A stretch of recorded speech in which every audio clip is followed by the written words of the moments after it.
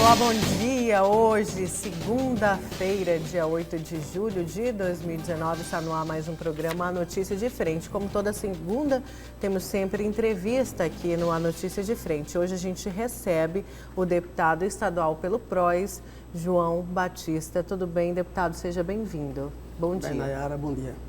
Bom dia, Lúcio. Bom dia, Antero. Bom dia, Nayara. Bom dia, Antero. Bom dia, deputado. Bom dia, Antero. Bom dia, Nayara. Bom dia, Lúcio. Bom dia, deputado João Batista. Bom dia, telespectador e telespectadora.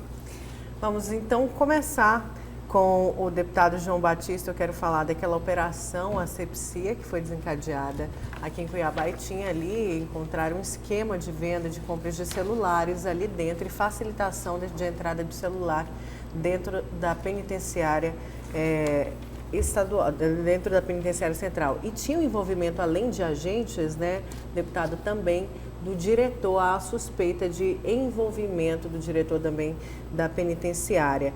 É lógico que o senhor, todo mundo sabe, foi o presidente do Sindicato dos Agentes e dos Trabalhadores do Sistema Penitenciário e, na verdade, essa categoria sempre carregou a sua bandeira durante a campanha. O que o senhor tem para falar desta operação? E já chega até o senhor algum tipo de esquema nesse sentido? Por exemplo, olha, tem ali funcionários, tem agentes envolvidos nesse tipo de esquema? Então, Nayara, primeiro eu quero dizer que é uma honra para mim estar participando desse programa, né? Na verdade, Nayara, antes que a gente possa responder qualquer coisa a respeito dessa operação, é interessante a gente fazer aí um histórico do sistema penitenciário de Mato Grosso. Nós trabalhamos aí, desde a criação do nosso sindicato, cobrando do governo do estado a criação de uma corregedoria, exatamente com essa proposta de cortar na carne para que o sistema penitenciário ele passasse a não mais ser criminalizado como era, mas ser admirado pela sociedade pelo bom trabalho que a gente realiza. Isso foi feito. Houve prisão de vários servidores do sistema penitenciário ao longo dos últimos 10 anos aí. Deu uma melhorada muito grande no sistema penitenciário. Mas com relação ao caso Intela, Nara, eu ainda estou tomando muito cuidado para falar. O agente penitenciário Revétrio Francisco, ele tem trabalho prestado em diversas unidades por onde ele passou. E nas investigações, pelo menos até o presente momento, ainda não existe nada. Que é o diretor. Isso, que é o diretor. Até o presente momento não tem nada que aponte que havia ligação dele com essa facção. Eu acredito que ao final dessas investigações venha ter acontecido aquilo que aconteceu com o cabo Gerson na operação da Grampolândia. De repente a intenção dele não era ganhar dinheiro, a intenção dele é monitorar quem estava lá dentro. De repente se utilizou de meios não republicanos, meios não legais, para poder fazer com que deixar esses celulares entrar, para depois estar monitorando o preso. Não é indicado fazer esse tipo de coisa. Se ao final da investigação ficar comprovado que o diretor tinha envolvimento com a facção, com certeza, eu já tenho dito inclusive por aí, né? Para mim vai ser feio, porque tem 10 anos que eu defendo essa categoria e para mim com certeza vai ficar feio. Mas todas as categorias têm problema. Sim, todas sim, as categorias têm problema no Com Vaticano, está lá o Papa envolvido com problemas no Vaticano. O fato dele ter errado não significa que a categoria não merece o respeito e a consideração, porque é uma categoria que presta um serviço extraordinário para o Estado. Mas agora, essa tese, essa teoria de que deixou o celular entrar para monitorar os bandidos lá de dentro é demais, né? Não, Antero, na verdade isso acontece. Isso acontece. Não, mas não encontra amparo em legislação nenhuma. Onde que tem essa legislação aí? Não existe. Não existe, mas infelizmente eu digo que acontece porque, você sabe, existe uma expressão muito utilizada no sistema penitenciário, o pessoal chama de rádio corredor. Rádio corredor é o disse-me-disse, que muitas vezes acontece nas unidades, que dizem por trás de algumas fofocas sempre tem um fundo de verdade. Então, infelizmente, ainda existe. Eu não digo isso dentro do sistema penitenciário. Dentro das polícias, vamos dizer. Mas, deputado, quantos telefones foram encontrados nessa operação? Segundo a operação, segundo dados da Secretaria, 86 celulares. Pois é. Então, assim, é difícil ter uma teoria de que eu sei os 86 números. Porque para monitorar, E ele vai ter que apresentar os 86 números. Então ele sabia antecipadamente quais são os 86 números, quais são os presos destinatários, como é que isso, etc e tal. Mas isso era para monitorar. Mas então tem que estar combinado com alguém. Alguém do Ministério Público, alguém do Poder Judiciário, alguém tem que estar combinado para monitorar, porque ele não pode determinar o monitoramento de ninguém. É isso que eu estou falando, Antero. Infelizmente, a gente ainda vê alguns operadores da segurança que, no afã de resolver o problema e combater a criminalidade, acaba se utilizando de meios que a gente sabe que não são legais. Sim, ou seja, ele não pode monitorar. Sim. Ele não pode estabelecer o monitoramento por si próprio. Porque monitoramento só com ordem judicial. Isso. Senão nós vamos ter a Grão-Polândia do sistema penitenciário. Né? Exatamente. Que é uma ilegalidade. E essa Grão-Polândia, falar nisso, o que o senhor acha da Grão-Polândia? Da Grão-Polândia. Olha, eu acredito, meu ponto de vista... O senhor começou falando aí do Cabo Gerson.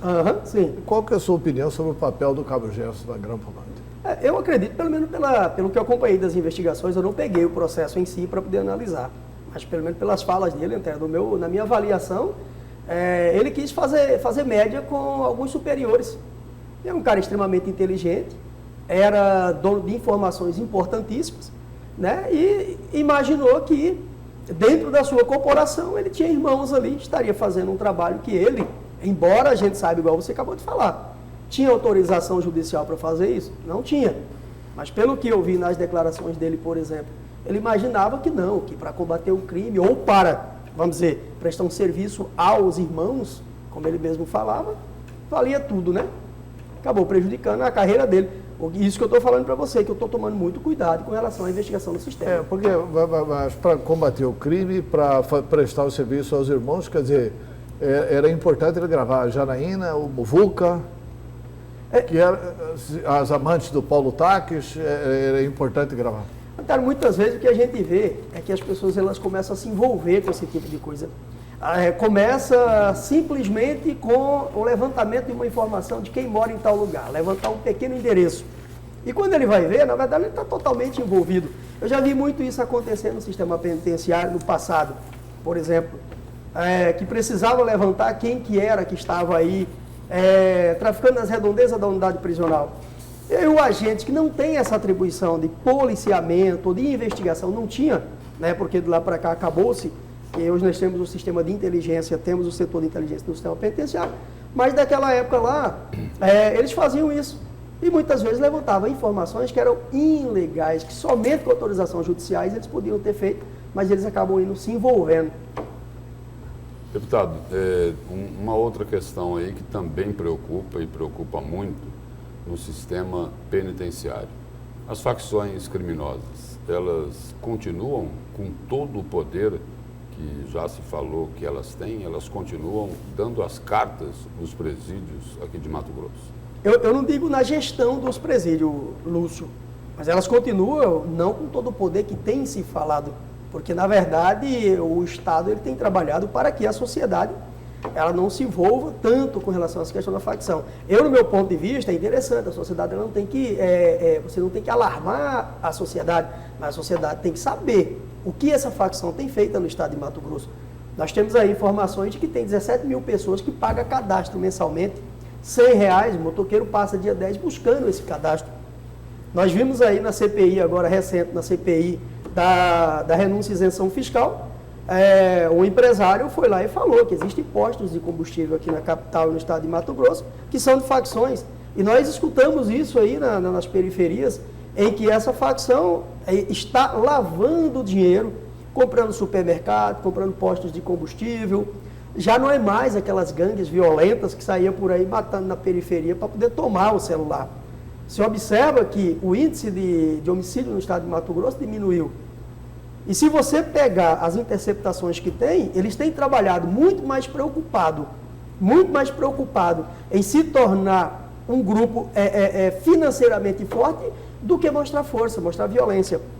E, infelizmente, trabalhando silenciosamente do jeito que eles estão fazendo, a sociedade acaba não vendo, porém o consumo de droga tem aumentado. Se você observar, nesse ano aqui foram 4 toneladas e 900 quilos de droga apreendido. E aí, Antero, eu volto àquela questão das interceptações ilegais. a gente sabe que boa parte de produtos que são apreendidos são muitas vezes com informações que não vêm por vias normais, infelizmente. Mas pode ter certeza, essa facção é muito mais forte aqui no estado do que a sociedade imagina. E o senhor atribui isso, essa força, principalmente dentro das penitenciárias, ao sucateamento das penitenciárias, do sistema como um todo, eu me refiro até mesmo à desvalorização dos profissionais? Eu acho que é um conjunto de questões aí que tem que ser analisado, Nayara. Eu poderia me aproveitar desse momento aqui para falar que é o menor salário da segurança pública do agente penitenciário, que ele tem que ser melhor qualificado. Como eu falei, hoje nós fazemos investigação interna e boa parte da investigação que fazemos é utilizada em processo. É utilizado como prova no futuro. Mas isso porque trabalhamos em conjunto com a Polícia Federal, com a Polícia Civil, com a Polícia Militar, com os órgãos de segurança pública. Nós temos o Sistema Estadual de Inteligência, o Sistema Federal de Inteligência, e nós subsidiamos eles com informações. Então é necessário que se valorize mais esse profissional. A maior parte das operações que acontecem, principalmente para combater tráfico de droga, roubo de carro e outros aí, as informações são extraídas de dentro do sistema penitenciário. Então, quando o governo, quando os nossos gestores não levam em consideração a importância do sistema penitenciário, o sistema penitenciário sai perdendo, a sociedade sai perdendo e a facção acaba se fortalecendo. Pra você ter uma ideia, nós tivemos uma reunião do GMF há 2 semanas atrás. O que é o GMF? O GMF é o Grupo de Fiscalização e Monitoramento do Sistema Penitenciário, criado pelo CNJ. O presidente aqui é o desembargador Orlando Perry. Nós reivindicamos via Assembleia Legislativa uma vaga no GMF. E conversei com o deputado Botelho e o indicado sou eu. O deputado que representa a Assembleia dentro do GMF sou eu. E na reunião que nós tivemos, o governador foi convidado, esteve presente, o vice-governador esteve presente. E o desembargador Orlando Perry, através da equipe do CNJ, fez a apresentação de um panorama do sistema penitenciário de Mato Grosso. Aqui nós temos 6.400 vagas construídas, nós temos 12.300 presos no regime fechado, mais 3.200 monitorados eletronicamente, boa parte desses aí totalmente sem controle, que dá ali 50, 60, 80 intercorrência e não é quebrado o regime. Isso, exemplo disso é o Éder, por exemplo, depois de 80 e poucas vezes que ele foi justificar. E nós temos, segundo o próprio Tribunal de Justiça, 31 mil mandados de prisão em aberto não cumprido, que foi apresentado por o governador 40 mil, foi até uma situação engraçada. O governador se alarmou, 40 mil mandados de prisão em aberto.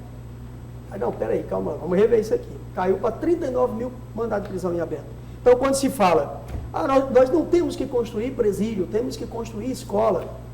Esse é um discurso que já não se sustenta. Nós temos que construir escola, melhorar a qualidade da educação, mas temos que construir presídio também. Teve também um levantamento, deputado, recente, dentro desse assunto aí que o senhor está abordando, teve um levantamento recente aí do Tribunal de Contas do Estado sobre a situação dos presídios, mostrando todos os problemas que o sistema penitenciário enfrenta, e um dos mais graves aí é esse da superdotação. Como é que é? Explica para a gente aí e para o telespectador como é que é conviver, né, e trabalhar, né, para os agentes penitenciários dentro de presídios assim que tem 3 vezes a mais do que a capacidade desse presídio. Penitenciária Central, 859 vagas. Como é que faz para administrar isso? E hoje está com 2.300, mais de 2.300 presos. Na verdade, ali nós sobrevivemos. Eu estava falando com o Antero aqui antes de começar o programa, a gente estava falando mais ou menos sobre a rotina dentro do sistema penitenciário. Penitenciária Central, aproximadamente ali 40 agentes penitenciários num dia de plantão, para cuidar de 2.300 presos. Não só fiscalizar para que eles fiquem quantos agentes? Aproximadamente 40, vamos colocar. Para cuidar de 2.300. A gente não fala o número correto por uma questão de segurança. Dá um agente para cada 60 presos. Aproximadamente. Porém, seria o suficiente se fosse apenas para fazer vigilância, mas não é. A gente movimenta ali em torno de 300 presos durante o dia. Seja para a escolta externa, seja para levar o preso, que ali é praticamente uma cidade. São 2.300 pessoas levar presas. O preso para fazer depoimentos, é isso? Isso. Levar para as audiências, leva para atendimento nas polícias para prestar depoimentos, leva para atendimento psicossocial, porque lá dentro tem psicólogo, assistente social, tem a parte da enfermaria, você tem que estar conduzindo aqueles presos para lá e para cá. Então tem uma movimentação intensa, aproximadamente 300 presos por dia. É isso que eu não entendo, o Estado não evoluir para os filmes americanos, né? Por que esses presos não dão um depoimento lá dentro do presídio? Seria videoconferência. Pois é, videoconferência. É uma coisa que a gente tem que a tecnologia está aí para ser usada. Então, inclusive, Antero, esse é um trabalho que está sendo realizado agora pelo GMF.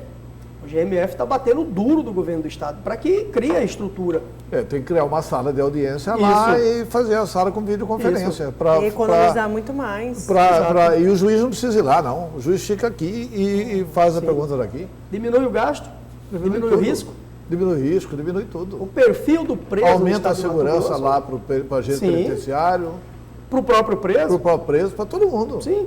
E para você ter uma ideia, o deslocamento de preso de uma cidade para outra, além de sair caro, ele é muito arriscado para o servidor. Porque o perfil do preso de 2019 não é o perfil do preso de 2009. Não é o mesmo perfil. Hoje são presos, a grande maioria dos presos são presos faccionados. São líderes de facção. Hoje, para você ter uma ideia, existe uma estrutura organizacional dessa facção em todo o estado de Mato Grosso. Nós tivemos agora o homicídio de um agente penitenciário em Lucas do Rio Verde, que... Esse aí é o Comando Vermelho. Sim, nós temos, as investigações apontam até o momento que foi determinado por preso, foi autorizado por uma facção. Então você veja que já mudou. Pois é, e o Estado conhece essas facções? Sim, o Estado tem todas as informações precisas. Nesse caso, eu elogio o trabalho investigativo das Forças de Segurança Pública aqui no estado de Mato Grosso. Eles têm cadastrado quem são, onde estão, como funciona, eles têm tudo isso. E como é que essas facções, deputado, elas conseguem, porque aumenta o número aqui fora, né, das pessoas que são cooptadas por essas facções. O Estado também tem essas informações? Por que ela cresce tanto assim? O Estado tem, Lúcio. Na verdade, aonde o Estado é falho, você vê que o crime prospera. É um exemplo disso, por exemplo, no Rio de Janeiro, nas favelas do Rio de Janeiro, onde não conseguia chegar a assistência do Estado, o crime chegava. Agora imagina você, um jovem de 18 anos, que acabou de entrar no mundo do crime, cometeu um assalto ali na mercearia e levou o pouco dinheiro que tinha naquela mercearia, ele foi preso. E ele chega dentro da penitenciária central. Dentro de uma cela que cabe 8, uma vaga para 8 tem 40. A média lá é aproximadamente 40, dependendo do local. Você tem 40 presos. Você está falando de Mato Grosso? Mato Grosso, penitenciária central. Lá dentro, quando o indivíduo chega, ele já é cooptado. Você já tem que escolher qual que é a sua. Se você não se filiar a essa facção, você vai ter que dormir, ou como eles chamam ali, você vai dormir no boi, que é ali na beira do vaso. Você vai ter que fazer vigilância para ficar cuidando o horário que os agentes estão fazendo vigília, para eles poderem tentar ficar usando os celulares. Lá dentro eles têm proteção, a facção dá proteção para ele. Aqui na rua, se houver necessidade e a família estiver precisando de alguma coisa, a facção vem aqui e dá um sacolão, paga uma passagem. Então, aonde muitas vezes o Estado falha, Antero, é onde essas facções prosperam. Se você quiser ter uma noção do que foi o trabalho dessa facção aqui no estado de Mato Grosso, pega o inquérito da Operação Grenar. Jovem de 20, 22 anos, que era usuário de droga, mas nunca cometeu homicídio. Mas que o irmão está lá dentro do presídio, o irmão está devendo para a facção, e eles precisam fazer os acertos aqui com as pessoas que não querem vender a droga para eles. Porque há esse monopólio da venda de droga aqui fora. Você é obrigado a vender apenas para aquele grupo. O cara que não vai vender, então você vai lá, vai matar, que é para outro nosso assumir a boca de fogo. Típico aqui no estado de Mato Grosso, isso acontece em praticamente todos os municípios. A polícia, por exemplo, ela tem a informação, a inteligência da polícia, ela tem a informação de todas as bocas de fumo, todas elas. E elas continuam funcionando. Eu não sei se eles têm informação de todas elas, né, que às vezes muda de local. Mas eu acredito muito no trabalho investigativo e, principalmente... Mas se muda, a inteligência fica sabendo. Sim. Porque o questionamento que se faz é o seguinte: se sabe onde que funciona, onde é que funcionam as bocas de fumo, por que é que elas continuam funcionando? Essa é uma pergunta que eu também não saberia responder, né? Sim. Agora, nós temos uma outra questão, Lúcio. Por exemplo, a atribuição de investigação. Esse caso da Penitenciária Central, onde está envolvido policiais militares da Rotan e diretores da Penitenciária Central. Por isso que eu digo, vamos esperar um pouquinho desenrolar das coisas, porque existe uma briga entre instituições aí, uma fala que a investigação não pode ser feita por uma, a outra fala que é atribuição da outra, mas que... Então, assim, nós temos que ter cuidado também, porque a gente tem observado que existe uma briga institucional também por forças policiais, porque uma querendo abarcar a atribuição da outra. Então, no final dessas investigações, nós ainda podemos ter muita surpresa pela frente aí. Deputado, agora outro assunto também ligado à segurança pública, o fechamento de algumas cadeias públicas. O senhor esteve no começo do mês passado em Aripuanã para debater o fechamento da cadeia. No começo da gestão Mauro Mendes, ele anunciou que ia fechar algumas cadeias que, na verdade, só geravam prejuízos aos cofres públicos. Ele se referiu ao aluguel, à manutenção do pessoal e cidades que não haviam a necessidade de ter aquela estrutura física. O senhor chegou a movimentou também colegas. Como que está essa questão? Houve mais fechamentos de cadeias públicas? E tem previsão de se fechar? E o que foi feito com essa estrutura que o governador falou, que era uma estrutura cara? Então, Nara, eu acho que, primeiro, nós temos que levar em consideração que o serviço público, ele não tem que pensar no custo-benefício financeiro. O que o Estado produz é bem-estar social. Você pensar que vai fechar uma cadeia... Nós tivemos a oportunidade de entrevistar o secretário de Segurança e ele falou o seguinte, que situação de Livramento, por exemplo, que é aqui pertinho. Ali era a delegacia. Lá era a delegacia, né? Fechou a delegacia. Fechou a delegacia com qual argumentação? No número de boletins de ocorrência. No ano inteiro, teve um boletim de ocorrência lá em Livramento. Vai manter lá aluguel, delegacia, etc. e tal, sendo que Livramento dista de Várzea Grande 11 quilômetros. O Pedra 90 dista do Cisco e Verdão 32.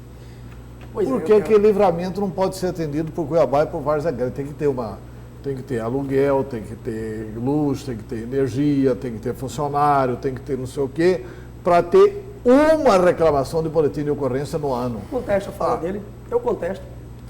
Eu contesto a fala do secretário.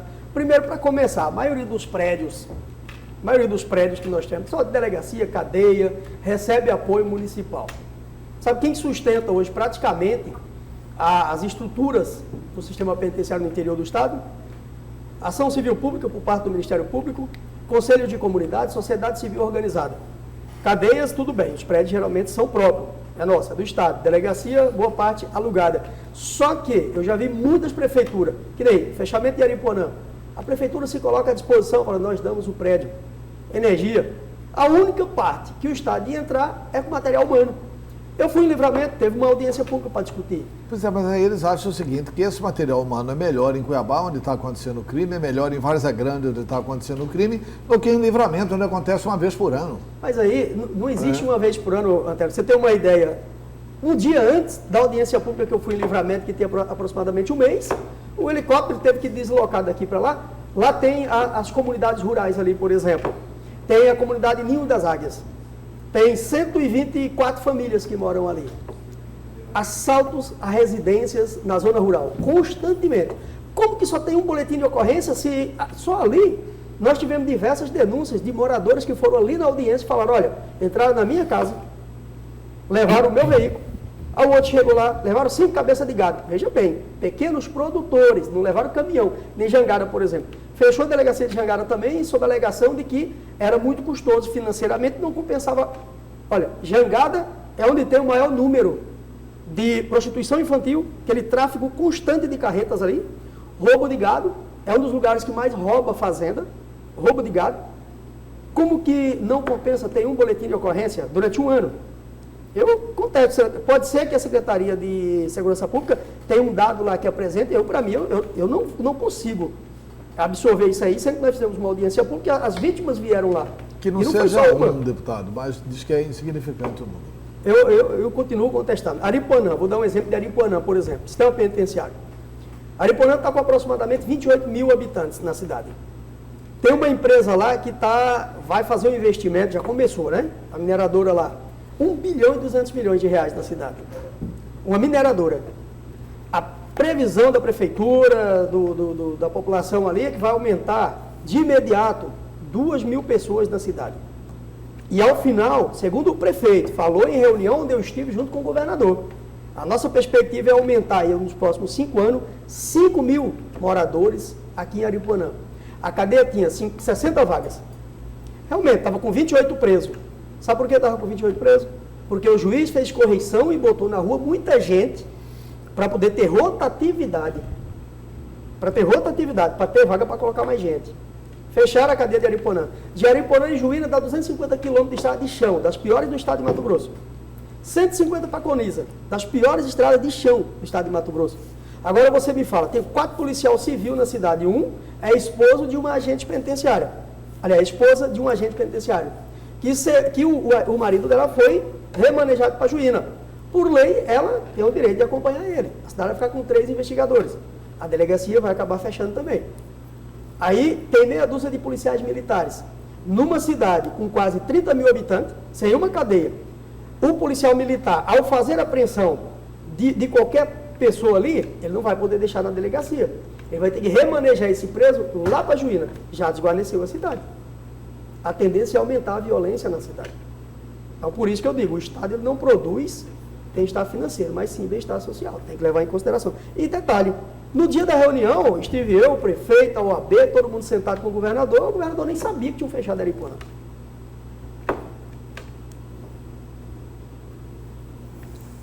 Vamos falar agora da CPI da Previdência, tá? O senhor que é o presidente, não é, dessa CPI da Previdência.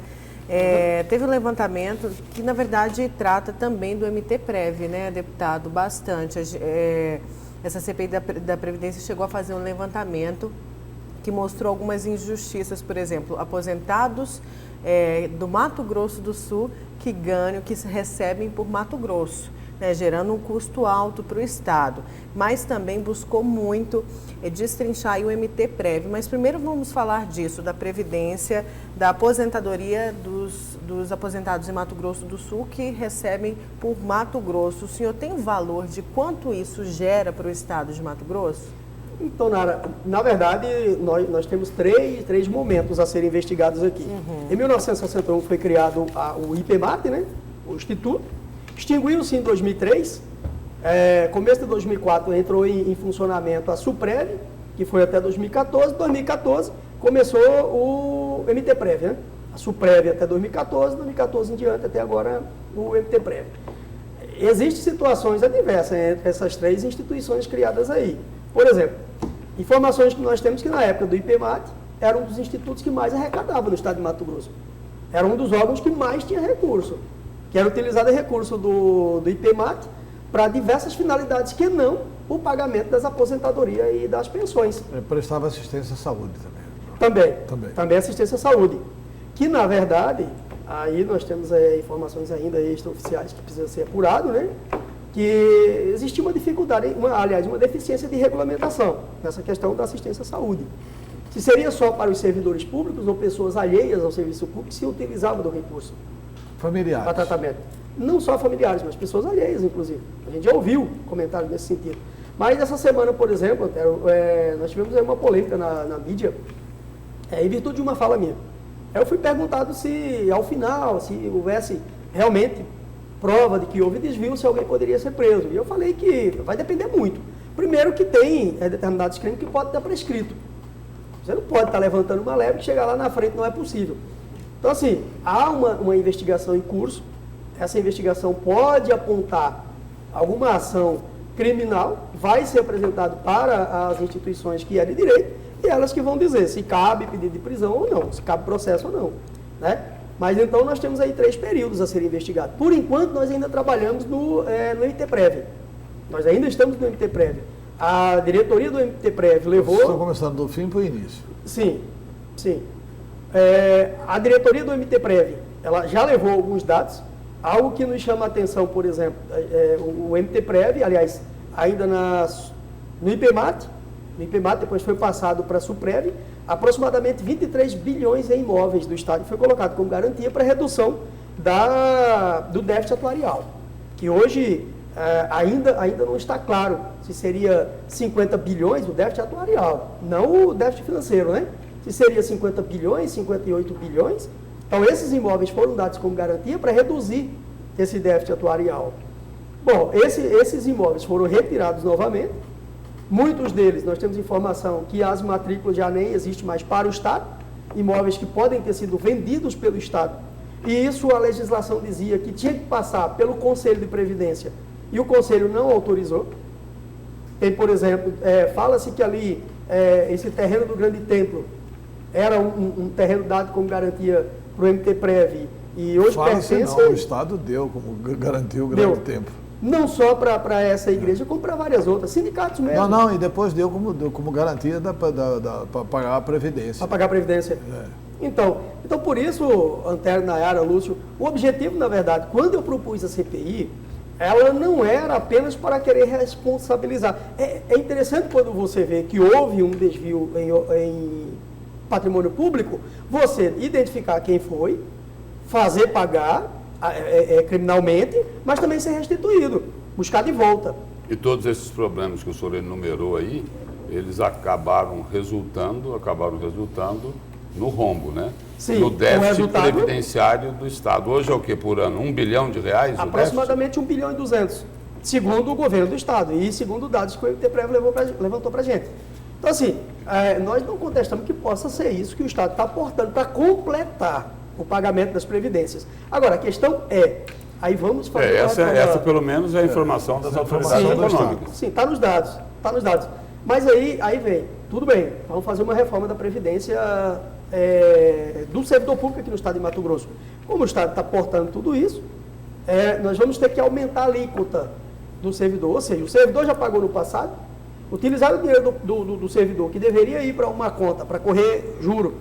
Os bens que era dado como garantia foram desviados e agora o servidor vai pagar novamente essa conta. Então, isso que a gente quer trabalhar. Nosso objetivo, ele não é atrapalhar, seja do governo Mauro Mendes, seja ainda na época do governo Táxi, outro governo que entrar. O nosso objetivo, o objetivo da CPI, ela não é fazer palanque político, ela não é atrapalhar a gestão, ela não é impedir que se regule a Previdência, mas é fazer com que o trabalhador tenha o menor prejuízo possível. Porque a nossa parte, no passado, nós já pagamos. Eu estou há 15 anos no sistema penitenciário. E eu já tenho mais 12 pago da Previdência Social. Então, isso é feito uma compensação. Acúmulo de contribuição. Né? Uma compensação. Já tem 27 anos de contribuição. Tem 27 anos de contribuição. E aí eu vou ter que pagar mais tempo por aquilo que me tomaram no passado. Não, você vai ter que pagar 35. Mas só que você vai ter que pagar depois de aposentado. Pois é.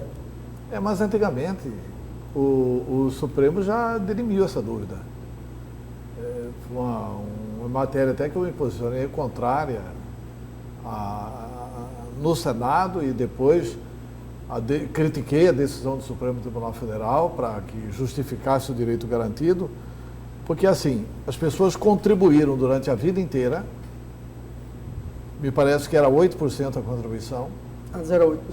Que era com a garantia de que depois de 30 anos mulheres e 35 anos homens, e preenchidas as idades, eles não precisavam mais contribuir, teriam direito à aposentadoria. Depois eles se aposentaram e no governo Fernando Henrique foi instituído de que passava a alíquota de 8% para 11% e 11% incidiria também sobre o salário dos aposentados. Quer dizer, tinha um contrato de que quem estava aposentado não precisava mais contribuir, porque ele já pagou para garantir aquela aposentadoria. Sim. Nada disso valeu. E o Supremo decidiu da seguinte forma, que não existe esse direito adquirido. Porque se for entender isso como direito adquirido, então teria que entender, voto do Supremo Tribunal Federal, do ministro Gilmar Mendes, teria que entender então como direito adquirido que o homem, o negro, era propriedade de outro homem, o branco, que já foi no passado também. Então, é um direito adquirido que o negro seja propriedade Eu não lembro desse julgamento, muito polêmico, inclusive. Muito polêmico e um voto realmente muito polêmico do ministro Gilmar Mendes, como sempre, né? Verdade. Mas a verdade é que aumentou. tanto para os trabalhadores da ativa como se instituiu para os aposentados. Então, a partir daí, os aposentados já pagam também essa contribuição da aposentadoria. Certo, a gente precisa ir então para o nosso primeiro intervalo. Na volta a gente continua conversando com o deputado estadual João Batista. Ainda vamos falar da greve da educação TRGA e também o projeto polêmico de revisão de incentivos fiscais. Não sai daí, a gente já volta com a notícia diferente.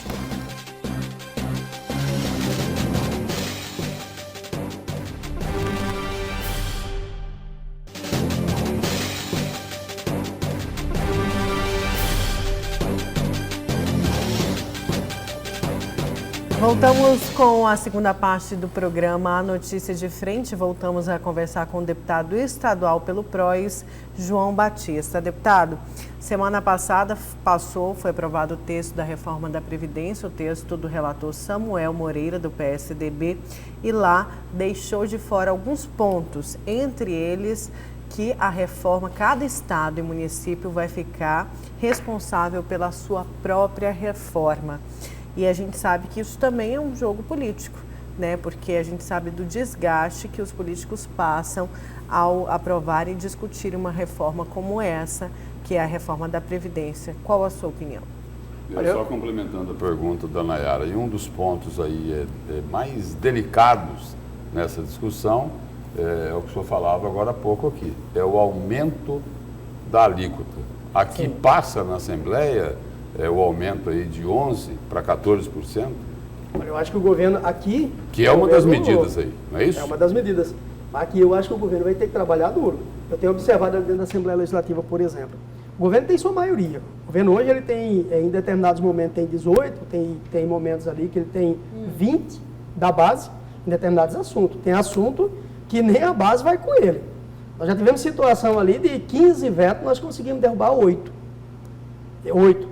Você vê na Assembleia Legislativa que derruba a maioria dos vetos do governo, então em algumas matérias até a base do governo não está tão ciente de que deve acompanhar o governo.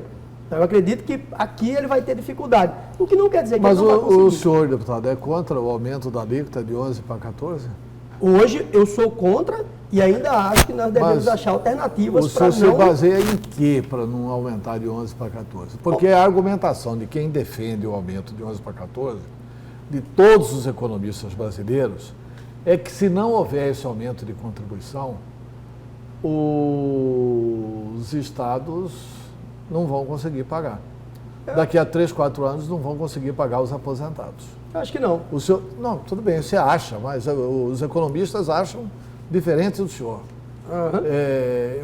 O senhor se baseia só no achar? Eu acho que não e...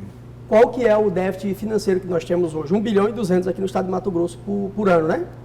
Por ano. Nós temos um déficit de 1 bilhão e 200. Só na Previdência? Sim, na Previdência. Só na Previdência. Sim, na Previdência. O déficit atuarial nós podemos reduzir com trazendo de volta esses imóveis que foram retirados. Tem muitos imóveis ali, nós temos informação que tem fazendas aqui no estado de Mato Grosso que é ainda do estado, que elas podem ser colocadas como garantia de volta. E a arrecadação vai ajudar, inclusive, a pagar as aposentadorias desses servidores, desses aposentados.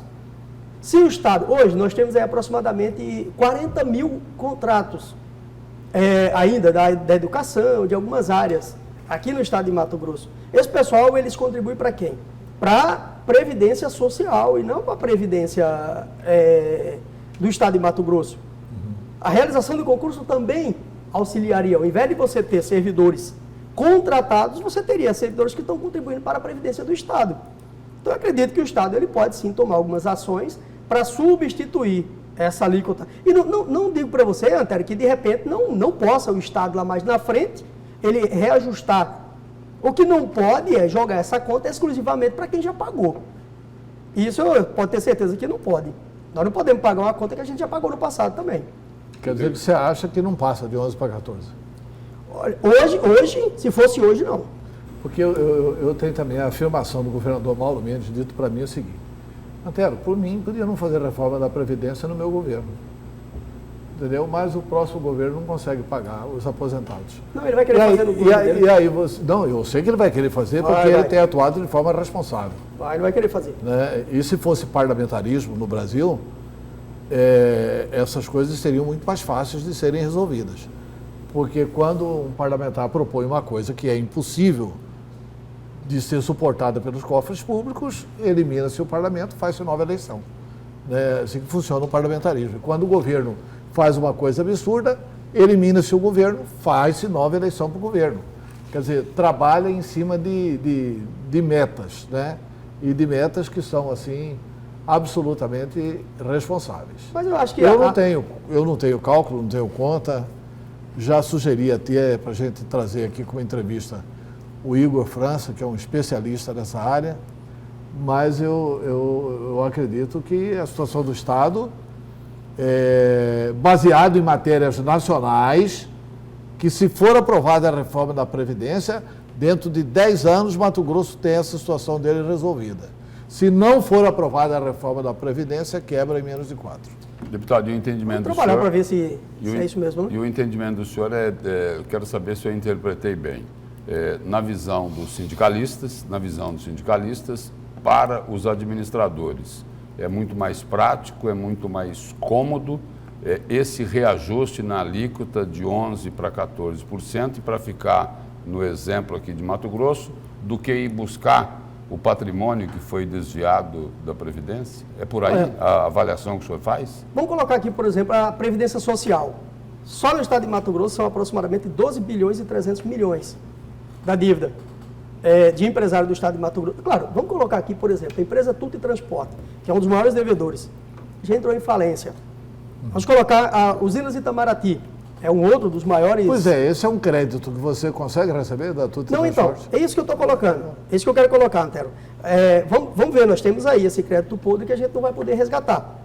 Mas tem que ser muito mais severo com relação a essa questão da cobrança da dívida. Vamos colocar aqui no estado de Mato Grosso, são mais de 50 bilhões da dívida ativa. Quanto por ano que eles conseguem resgatar? Nós temos que ser muito mais agressivos com relação a essa questão da cobrança dessa dívida. Tudo bem, eu também concordo. Então, com relação à questão da Previdência, por exemplo, Nayara falou aqui sobre o que o estado de Mato Grosso do Sul ainda nos deve. Vamos colocar quanto que hoje não existe uma regulamentação da compensação... Sabe o que o estado de Mato Grosso do Sul nos deve, deputado? Não, absolutamente nada. Isso aí está tudo na lei da divisão, que a conta ficava para nós. Então, na lei da divisão, assinada por um general da ditadura, né, foi no governo Geisel, né? Governo Geisel. Governo 1978. 1978. Foi no governo Geisel. Quer dizer, assinado por um general da ditadura, na lei da divisão estabelecia: ficam criados no estado de Mato Grosso do Sul, as contas ficam para o estado de Mato Grosso. Por exemplo, a Assembleia Legislativa paga até hoje os deputados estaduais e as pensões dos deputados estaduais que eram na época de Mato Grosso do Sul. Do FAP. Então, ainda hoje nós tivemos uma conversa lá no gabinete, como eu tinha falado para você, por exemplo, ainda há juristas que contestam o que você acabou de falar, por exemplo. Não estou duvidando. Se tem alguém que deve conhecer bem essa questão da divisão do Estado, é você, até porque vem acompanhando desde cedo. Mas veja bem, nós temos aí juristas que... Você era muito jovem. Até você acompanhou bastante, inclusive como jornalista, como jurista. Bom, nós temos aí, nós contestamos essa questão, o Estado de Mato Grosso do Sul. Nós não temos uma regulamentação hoje com relação à compensação dos regimes próprios. Aquele que trabalhou 20 anos no Estado de São Paulo e veio para o Estado de Mato Grosso, passou no concurso aqui. O Estado de Mato Grosso lá na frente e tem que pagar a aposentadoria dele integral e não recebe aquilo que ele pagou para o Estado de São Paulo. Hoje é uma compensação, por exemplo, do regime social da Previdência Social, a compensação, nós temos informações, e por isso que a CPI vai ser importante, porque nós temos aí informações preliminares que a Previdência Social, ela ainda deve para o Estado de Mato Grosso. Compensação. Então, eu acredito que tem várias maneiras da gente poder, vamos dizer assim, receber esses créditos que tem para receber e diminuir o impacto para o trabalhador. Deputado, o senhor falava agora há pouco aqui, no primeiro bloco a gente conversou bastante sobre o sistema penitenciário, falta de estrutura, colocando o tracinho de igual na frente, falta dinheiro. A gente falava aqui agora há pouco, estamos falando aqui agora sobre Previdência. De novo, o problema é dinheiro. A minha pergunta é a seguinte: nesse projeto que está lá na Assembleia Legislativa para ser analisado sobre corte de incentivos fiscais e uma espécie aí de uma mini reforma tributária. Os deputados, né, ligados ao sindicalismo, que defendem os interesses dos servidores públicos estaduais, porque esta reforma aí, esta revisão, o governo fala numa arrecadação no ano que vem a mais de 500 milhões de reais. Como o problema é dinheiro, esse bloco de deputados apoia esse projeto? Pois é, Lúcio, acho que de imediato o que todo mundo espera é que nós chegássemos... Não, o pois é ficou bom. Não, assim, veja bem, é chegar e falar, não, mete a reforma que resolve o problema do funcionalismo público. Não seria essa a... Resolve, mas essa pressa, né? Sim. Agora, peraí. Eu acho que tem duas... aquele projeto ali, ele tem dois viés. Um é a questão dos incentivos fiscais, que inclusive ele prometeu de fazer auditoria e até o final de julho agora apresentaria algumas empresas que seriam desligadas, que é um trabalho que tem que ser feito, até com base nas denúncias que tivemos. Ele já apresentou isso no projeto, né? Já apresentou, sim. Ao prazo até mês de julho agora. Exatamente. O outro ponto seria essa mini reforma tributária. Eu acredito que nós temos setores aí que está pagando bem aqui. Você pega, por exemplo, o setor do algodão e da soja. Se ele coloca lá a tributação da soja e do algodão, por exemplo, passaria fácil. Mas ele colocou. Não, sim. Estou falando que fosse só isso dentro desse projeto, dessa mensagem 111. Só isso. Tá. Mas aí vem o comércio, vem a indústria. Mas o comércio, deputado, eu gostaria que o senhor citasse um estado brasileiro onde tem incentivo fiscal para o comércio. Eu vou te dar um exemplo. Eu vou te dar um exemplo aqui. Tem loja de material de construção que tem incentivo fiscal. E tem loja de material de construção que não tem incentivo fiscal. Supermercado, rede de supermercado. É um absurdo. Rede de supermercado. Você compra um pneu na loja de pneu pagando 17% de ICMS.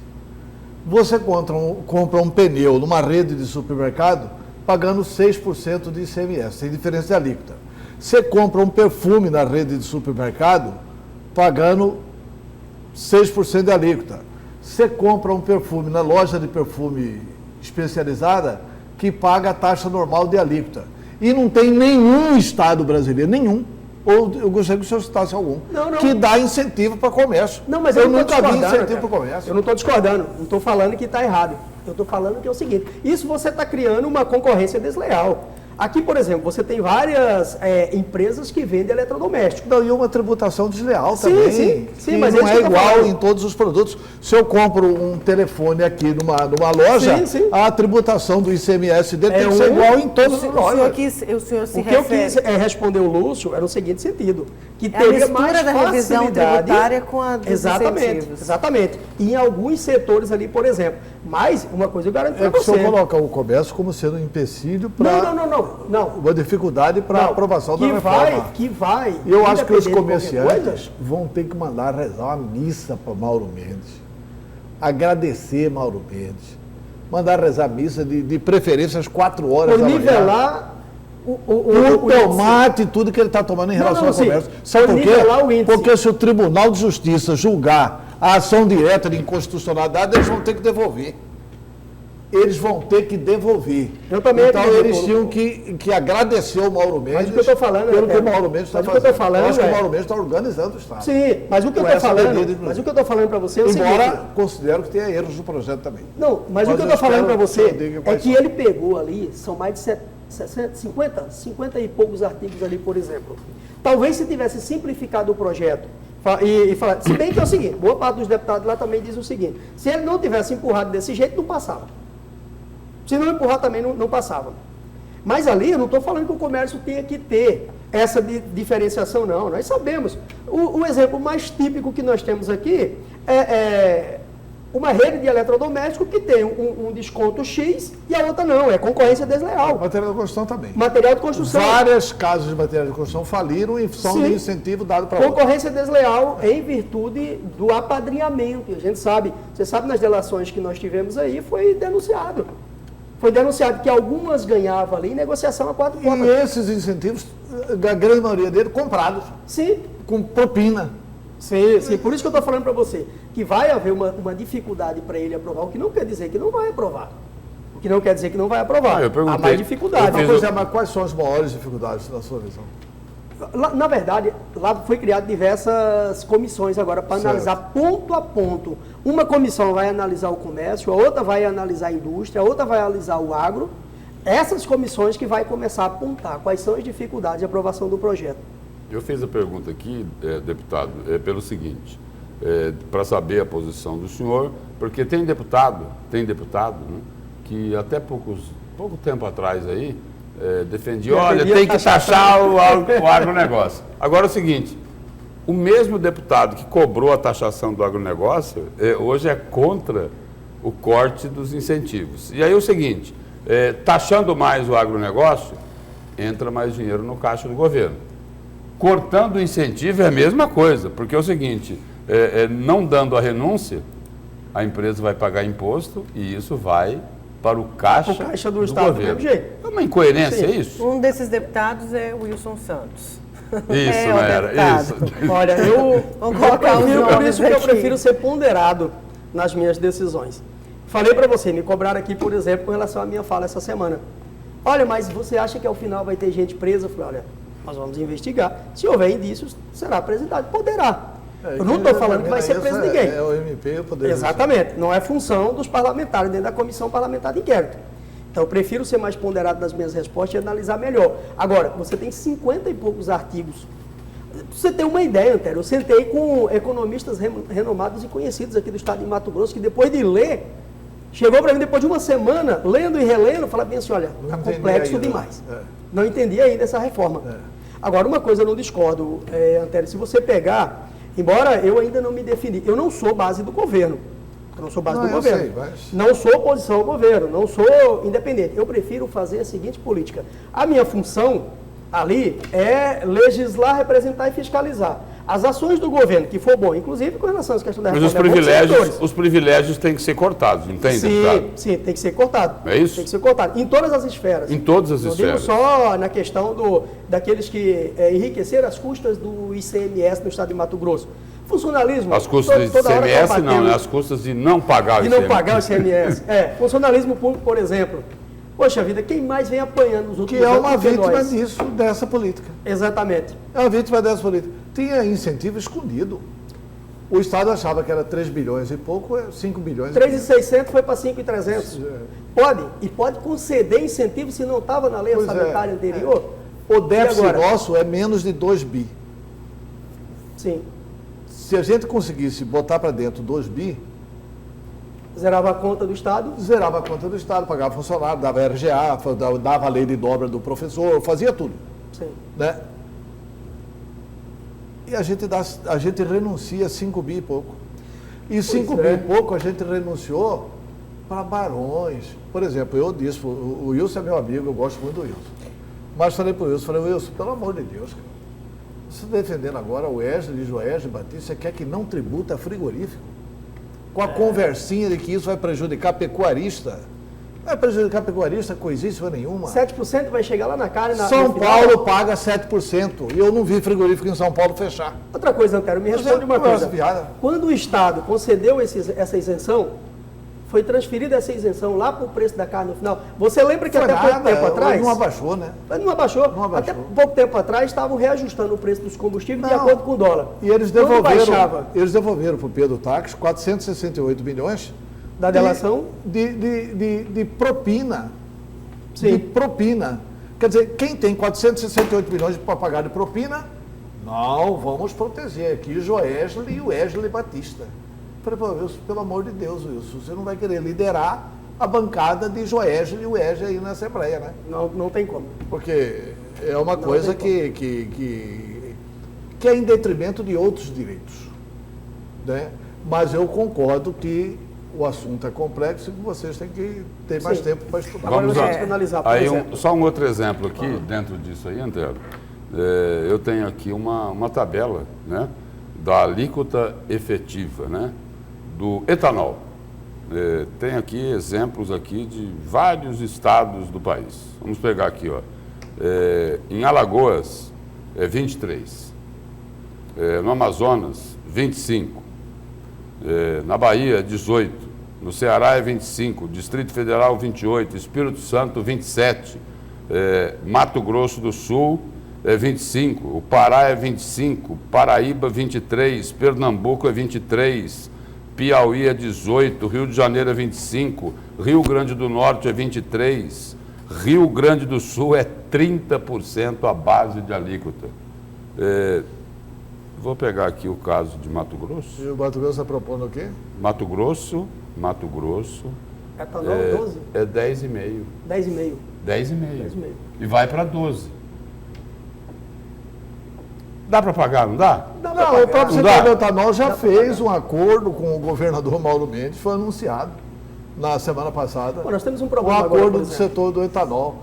Porque antes o senhor pagou, que prestou desserviço ao Estado, essa coisa que estão apurando aí da Operação Ararate, que o Éder já foi condenado a 140 anos de prisão e tal, tudo começou com o pagou.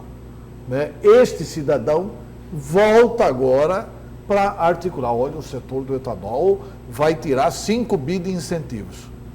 O governador Mauro Mendes ligou para os empresários, querendo saber. Os empresários deram uma coletiva que negativo, eles vão Investir 5 bilhões aqui no 5 estado. bilhões no Estado. Quer dizer, desmentindo a articulação do Pagou com o Marino Franz, ex-prefeito lá de Lucas do Rio Verde. Antônio, na verdade, assim, o que nós temos visto Na uma verdade é que o campanha empresário não gosta de agressiva, pagar né? imposto. É, Né? nós estamos vendo uma campanha agressiva. O pessoal do Você tem uma algodão ideia? não quer pagar imposto. Não quer. E tem um lucro 18 fantástico. bilhões, faturamento de 18 bilhões, paga 100 bilhões de FETAB, aliás, de ICMS, 100 mais milhões. 100 milhões de FETAB e mais aproximadamente 40 milhões de ICMS. 140 milhões entre FETAB e ICMS. Pois é. E de 18 bi de faturamento do setor. E não querem pagar mais. Aí não é justo, né? Não, teve um dirigente desse tipo aí, que chegou a dar uma declaração assim, não, mas esse dinheiro é importante para a saúde, para a educação e tal. O repórter perguntou para ele. Ele falou assim, mas de que adianta uma boa saúde em Cuiabá, em Sorriso, em Sinop? De que adianta? Quer dizer, com essa insensibilidade, nós não vamos chegar em lugar nenhum. Eu fiz esse discurso recentemente e fui chamado a atenção por um colega parlamentar. Você sabe, a gente sai, hoje a Assembleia ela tem uma certa estrutura, então fui visitar ali em Campo Novo do Parecis, aquela região, e a gente vai com esses aviões que prestam serviço para a Assembleia e você voa abaixo.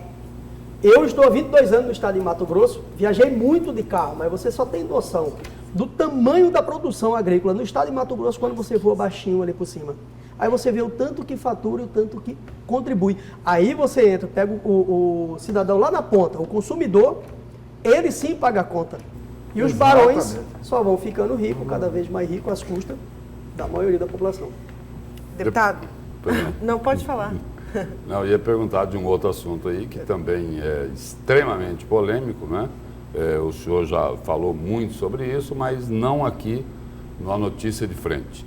Como é que o funcionalismo aí, especialmente aí o funcionalismo ligado ao Poder Executivo, pretende se comportar daqui para frente em relação à RGA, a Revisão Geral Anual, já tomando como exemplo aí a posição do governo em relação à greve dos professores, o governo que disse o seguinte, que não tem como conceder aquela progressão salarial à categoria aí de servidores, dos profissionais da educação. O que é que vai balizar aí o Fórum Sindical, quem defende aí os servidores do Poder Executivo em função da RGA? Bom, para começar, eu vou responder uma pergunta que tem me feito bastante nos últimos dias. Você acha que era o momento da educação ir para a greve? Quando que retiraram o direito deles? Foi agora. Ainda que eles não consigam. Eu gostei de uma fala do governador hoje, em um programa de televisão. Foi questionado sobre o cumprimento da lei do poder, da dobra de poder de compra do salário dos profissionais da educação e do RGA. Ele falou, eu não mandei para a Assembleia Legislativa um projeto para revogar a lei. O que eu falei é que nesse momento eu não tenho como cumprir. Ele já deu isso por escrito para os sindicalistas. Sim. Agora, se me perguntar, você acha que está certo a educação ter entrado em greve? Olha, todos os direitos, de 100 anos para cá, é que nós conquistamos direitos sociais. Todos os direitos foram conseguidos com greve, com luta, com sangue, suor. Nada foi conseguido só sentando o trabalhador e o patrão ali simplesmente conseguiu. Mas, deputado, é a luta, é o direito à luta. Não, mas, deputado, e eles estão dentro do direito. Mas, deputado, eles estão dentro do direito, é luta, é o direito que eles têm de reivindicar, tudo isso a gente compreende. Mas o líder sindical, ele tem que ter responsabilidade com a categoria dele. Sim. Ele levou a categoria dele para o suicídio. eles já estão há um mês sem receber. Tem muitos que tiveram olerite zerado esse mês. Dá dó de ver essa situação dos professores. E assim, sabendo que se o governo quiser, não pode pagar. O líder sindical sabe disso. O líder sindical é bem informado. O líder sindical não pode ir com esse discurso mentiroso para o liderado para dizer o seguinte, que ele está em greve e que o governo vai ter que ceder. O governo não pode ceder, nem se quiser. Eu acredito que pode. Se o Mauro Mendes quiser, legalmente... Ele não tem 2 quadrimestres para cumprir, para reduzir o limite da folha? Mas tá bom, mas como Mas que ele aí vai vai ceder pagar para sem todo dinheiro? mundo. Vai Deputado, ceder para todo mundo. Por isso que o parlamentarismo é bom. Porque o governo não pode, se ele não tem condições de pagar. Se o governo estivesse ocultando dados, se os dados fossem mentirosos, se o sindicato descobrisse que, olha, os dados revelados aqui pela secretaria são mentirosos, mas não é verdade. Mas se ele cede Os sindicalistas estão lá dentro. Agora, deputado, e se Entendeu? ele Você vai cede... falar exatamente o que eu estou Deputado, pensando. e se ele cede aí... Nossa Senhora, agora... Eu sei o que você vai falar. Deputado, e se ele cede aí, não vai formar uma fila indiana lá no Palácio Exatamente Paraguai? Mas não é isso. A minha avaliação é essa, e eu já escutei, inclusive, do próprio governador. Se o governador cede para os profissionais da educação, ele vai ter que ceder, porque é a mesma lei do pessoal da SEMA. Se ele ceder, Na Cefaz também tem. Se ele ceder, acabou um negócio chamado responsabilidade. Se ele ceder, basta um deputado da oposição propor o impeachment dele, ele pode Acho cair. que não. Não, porque não vai propor, né? Não, mas se propuser, tem ele deputado pode gaúcho sofrer. que propõe.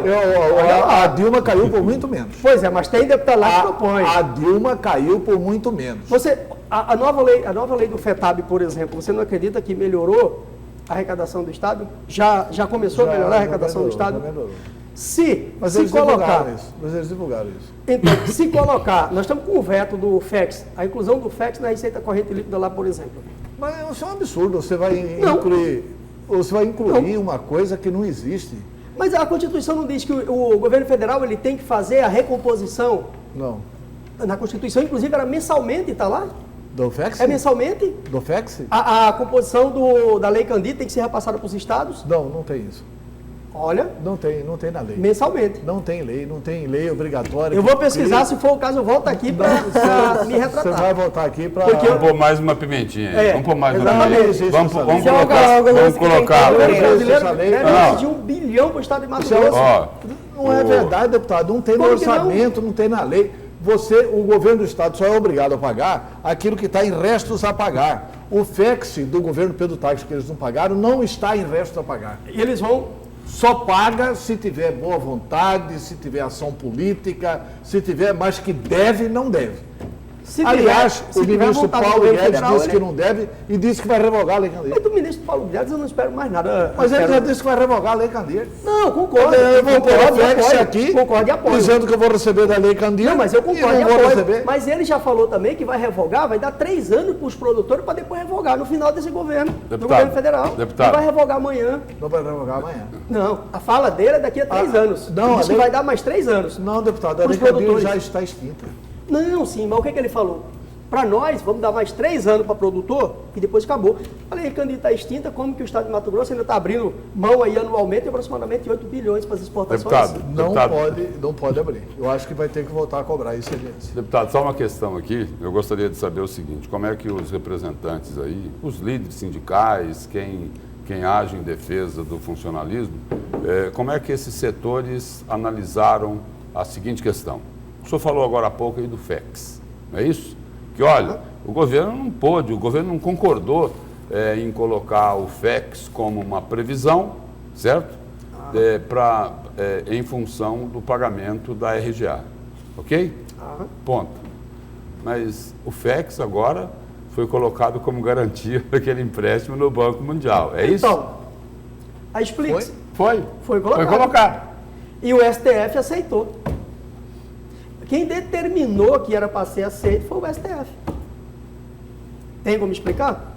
por isso que nós estamos cobrando que ele seja incluído como receita corrente líquida. Aí, Antero, aliás, uma análise que eu estava fazendo, Olha, né? incluir o FEX como receita corrente líquida, o Estado fez uma traquinagem para obter um benefício para o Estado, porque ele está garantindo nada. Não, mas ele fez uma traquinagem lá, mas não quer fazer uma Para ele vale, para nós não vale. Não, não é que para ele vale, para nós não vale. É porque o banco também só emprestou dinheiro, porque quem consegue o dinheiro lá fora não é o Estado de Mato Grosso. É o país.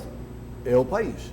O Tesouro Nacional endossa, sim. Isso passa na CAI, no Senado da República, depois que é aprovado no Senado da República, fica a dívida do Estado, e se o Estado não paga o Banco Mundial... O fiador é a União. O fiador é a União, que bloqueia a conta do Estado e paga. Então, eles têm garantia absoluta de que vão receber. Não é o FEX, coisa nenhuma, que está garantindo isso. O FEX tanto não tem garantia que o FEX era para ter sido pago ano passado. Mas foi para o STF decidir se poderia ser utilizado ou não. Por que o STF não manda pagar o FEX? Porque não tem condições de mandar pagar, não está no orçamento. 2 pesos e 2 medidas. Não está no orçamento. Certo. Não é Deputado, a gente agradece muito. Você quer ainda pontuar mais alguma coisa? Não, só parabenizar o deputado pelo brilhantismo dele. Obrigado. E pela forma como ele defende, especialmente a sua categoria. Eu considero você sempre um bom líder defende. parlamentar e a sua categoria fez muito bem em elegê-lo. E aí, nós descobrimos aqui hoje que o senhor tem uma qualidade, além de todas essas que o Antero colocou. O senhor tem bola de cristal. Já sabe o que o Lúcio vai falar, né? Você é vascaíno, né? Não, aí não. Outra qualidade. Quebrou sua bola de cristal. Você Acabou. Sou vascaíno. Então, sucesso, hein? Tomara que não caia. Ô, deputado, muito obrigada pela sua vinda aqui no A Notícia de Frente. Eu que agradeço, Antero, Lúcio, Nayara. Eu acho que só aprendi estando aqui essa hora com vocês. Obrigado pelo convite, estamos sempre à disposição quando precisar. O Vasco tem uma coisa muito bonita, a camisa que parece a do misto. Muito bom. Eu achei que era esperança. Obrigada. Obrigado. A gente vai para o nosso mais um intervalo, nosso segundo intervalo. Na volta, a gente continua com o programa A Notícia de Frente. Não saia daí.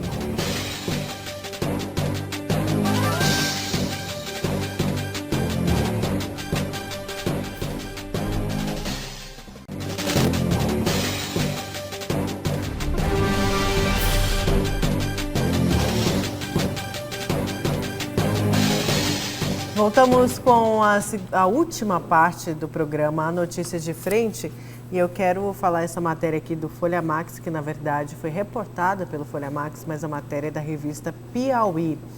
TJ de Mato Grosso gasta 35 milhões com salários de 11 magistrados aposentados pelo Conselho Nacional de Justiça. A maioria foi condenada em 2010 no denominado escândalo da maçonaria. O Tribunal de Justiça de Mato Grosso tem o maior número de juízes expulsos da magistratura pelo Conselho Nacional de Justiça de todo o Brasil, 11. Estes foram aposentados compulsoriamente a um custo de 35 milhões, pagos num período variado entre 2009 e 2018, conforme o estudo realizado pela revista Piauí, do Grupo Folha de São Paulo. Os mato-grossenses estão inseridos num total de 58 ex-togados, espalhados por 20 estados. E para chegar a esses dados, os jornalistas da publicação fizeram o levantamento observando as folhas mensais de pagamento e um cálculo feito a partir da base salarial dos doutores acessados via Lei de Acesso à Informação.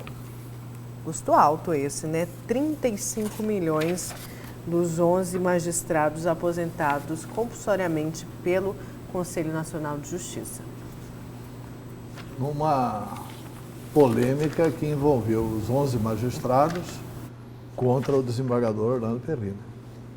E o desembargador Orlando Perry venceu a polêmica e eles foram punidos pelo Poder Judiciário.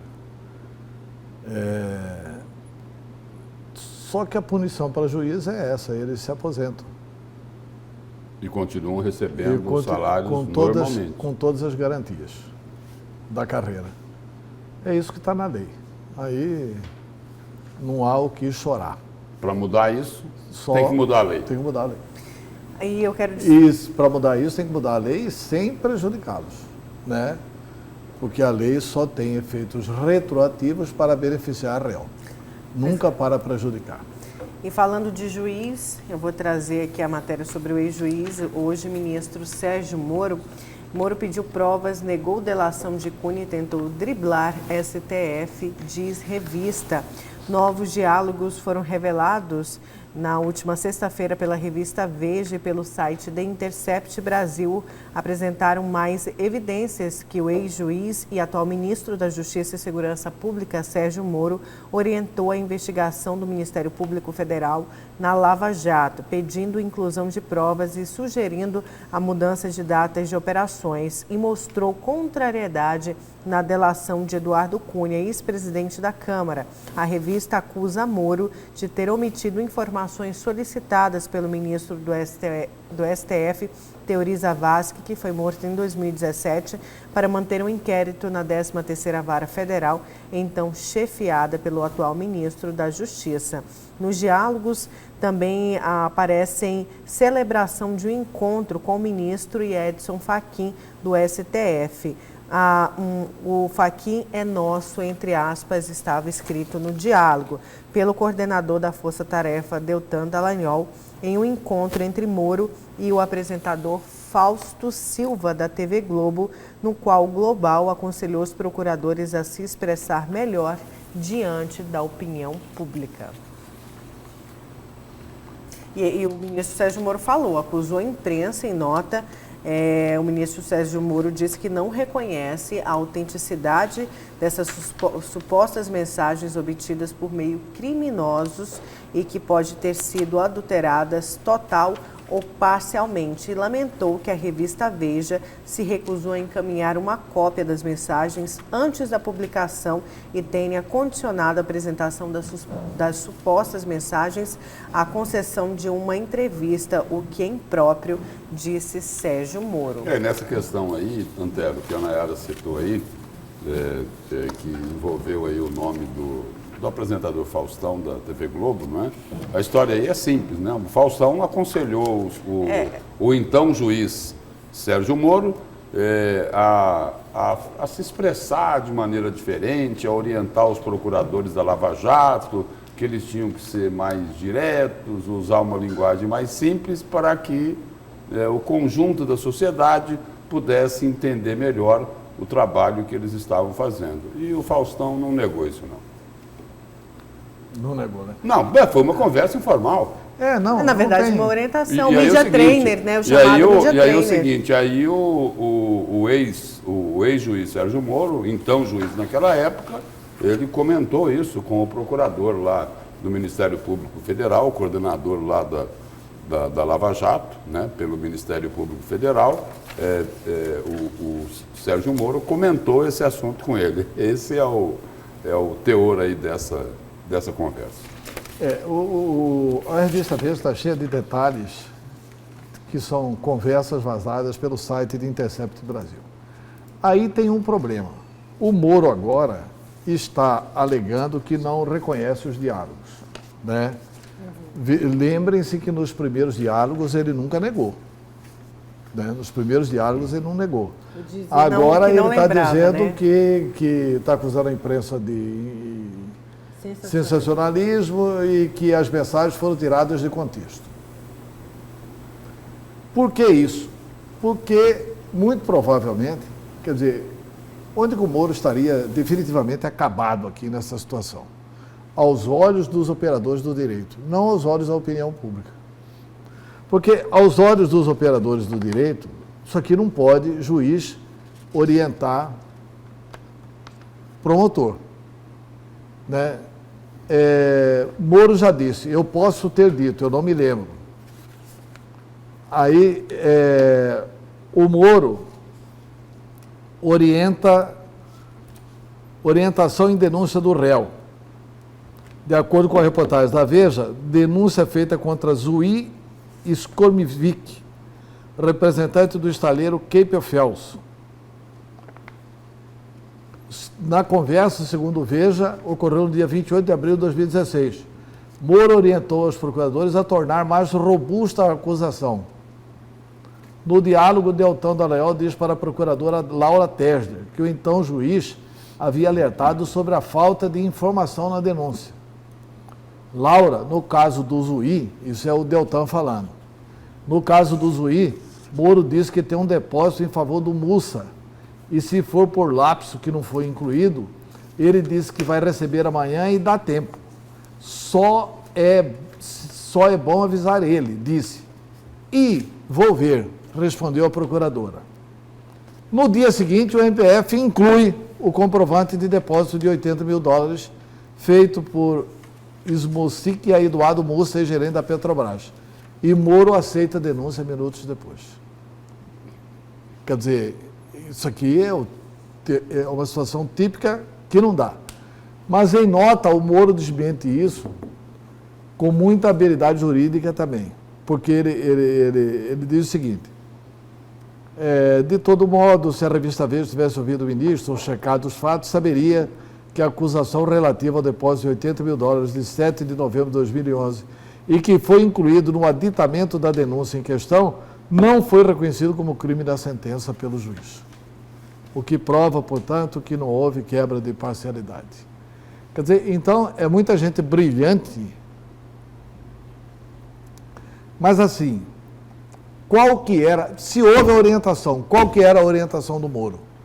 Era para fazer a coisa certa, para não deixar o bandido escapar. Essa que é a conversa. Quer dizer, os que querem anular a Lava Jato estão querendo se apegar nesse detalhe para anular a Lava Jato. O que no mundo do direito seria possível, se conseguisse provar que teve esse diálogo com o Moro. É mais ou menos tem uma historinha bem antiga, não é, Antero? A história dos bandidos, né? Não, tem uma historinha Os bandidos estão contra isso. Os bandidos estão querendo colocar a culpa da febre no termômetro, é isso? No termômetro, é isso. Resumindo aí, é isso. E aí é o seguinte, aí o presidente Jair Bolsonaro, né, já saiu novamente em defesa do ministro Sérgio Moro, né? O presidente convidou o ministro da Justiça e Segurança Pública, Sérgio Moro, para acompanhá-lo, né, lá na final da Copa América. É isso? Pois é, para mostrar que o apoio. Para mostrar o apoio. Para mostrar o apoio. E aí o presidente aproveitou o embalo e deu lá uma explicação sobre o que aconteceu lá naquela partida do Brasil contra a Argentina, né? Teve vaias e tal. Aí, enquanto o Bolsonaro caminhava lá pelo gramado, e aí o presidente disse que naquele momento a seleção da Argentina entrava em campo e os torcedores estavam vaiando os jogadores. Houve vaia quando a seleção da Argentina entrou. E aí jogaram a câmera para cima de mim, diz Bolsonaro. Queria o quê? Eu, de paletó e gravata, num Mineirão enorme, uma vaia estrondosa, de repente. Quem do outro lado sabia que era eu, diz o presidente. Não sabia, a vaia foi para o pessoal da Argentina. E aí o seguinte, falou, olha, e dessa forma eu desminto mais uma fake news. Então, vamos embora, gente. Mas com a musa ele não vai ser vaiado. Vamos embora. Bom dia, Lúcio. Bom dia, Antero. Bom dia. Bom dia.